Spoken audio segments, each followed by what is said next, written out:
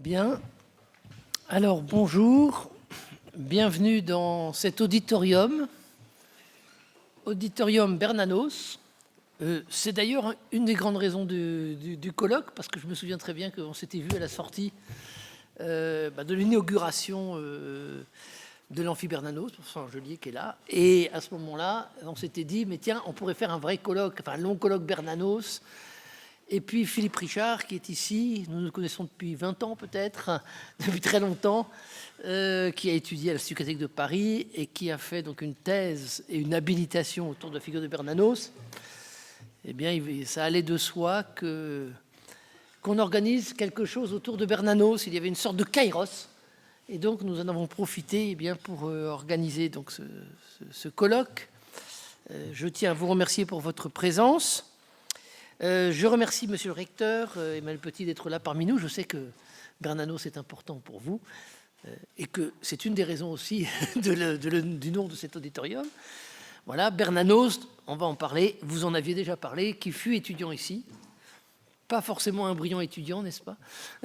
mais qui fut étudiant ici. Voilà. Alors, je laisse Monsieur le Recteur inaugurer notre colloque. Voilà, merci beaucoup. Mesdames et messieurs les professeurs, mesdames et messieurs, je suis très heureux comme recteur de l'Institut catholique de Paris de pouvoir ouvrir ce colloque consacré à la figure de Georges Bernanos dans cet auditorium qui porte son nom.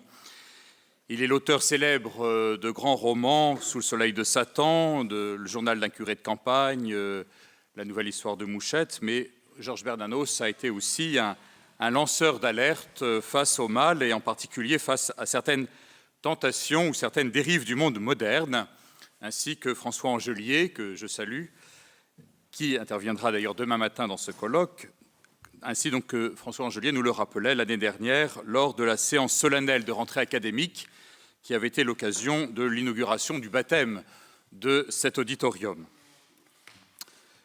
Outre ses romans célèbres, Bernanos est aussi l'auteur d'essais très actuels, et on peut citer notamment La France contre les robots ou La liberté, pourquoi faire? Alors pourquoi cet auditorium porte-t-il son nom? Comme l'a rappelé Emmanuel Falk, il est passé par l'Institut catholique de Paris, discrètement. Il n'a pas été ni professeur ni chercheur, simple étudiant au milieu des années 1900, au tout début du siècle.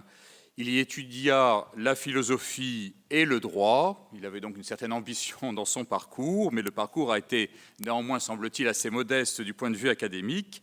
Il a quand même obtenu sa licence, mais de ce que l'on sait du jeune Georges Bernanos à l'époque, il était plus occupé à faire les 400 coups dans le quartier latin qu'à user son pantalon sur les bancs de la faculté. Néanmoins, il est quand même passé par ici, et très certainement sa figure reste marquante, évidemment, pour nous encore aujourd'hui.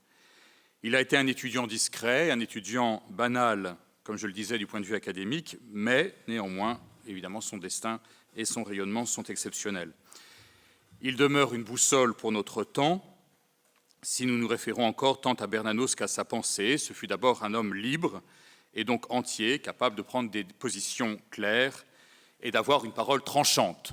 Toutes sortes de choses qui, aujourd'hui, ne vont pas absolument de soi. C'est cela aussi qui, paradoxalement, fait de lui un auteur à la dimension universelle. On ne se réfère certainement pas aux tièdes ni aux indécis.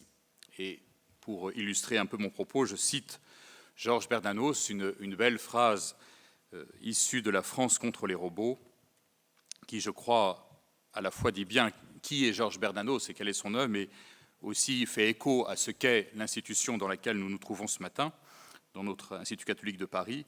Dans La France contre les robots, Georges Bernanos écrivait « Lorsque l'idée du salut a une signification spirituelle, on peut justifier l'existence des contemplatifs. Mais dès que l'on a fait descendre du ciel sur la terre l'idée du salut, si le salut de l'homme est ici-bas, dans la domination chaque jour plus efficiente de toutes les ressources de la planète, la vie contemplative est une fuite ou un refus. Pour employer une autre expression de l'avant-dernière guerre, dans la civilisation des machines, tout contemplatif est un embusqué. La seule espèce de vie intérieure que le technicien avec un grand T, que le technicien pourrait permettre serait tout juste celle nécessaire à une modeste introspection, contrôlée par le médecin, afin de développer l'optimisme grâce à l'élimination, jusqu'aux racines, de tous les désirs irréalisables en ce monde. Je pense qu'en tout cas, l'actualité du propos est évidemment tout à fait frappante. En tout cas, c'est tout ce que nous ne voulons pas à l'Institut catholique de Paris, où vécurent des moines, des contemplatifs, les lieux mêmes. Nous sommes installés dans un couvent de frères carmes, donc où vécurent des moines, où continuent d'ailleurs de se former des religieux et des théologiens, et où Sainte Thérèse, elle-même contemplative, femme de grands désirs irréalisables en ce monde, continue de veiller sur notre cour d'honneur. Une Sainte Thérèse lisant, Sainte Thérèse avec un livre. Je remercie beaucoup les professeurs Philippe Richard et Emmanuel Falck de nous permettre, sous l'angle de la philosophie de la religion, de considérer de la poétique et la spiritualité d'un écrivain et plus largement d'un homme qui nous apprend à résister et à espérer. Bon colloque à tous.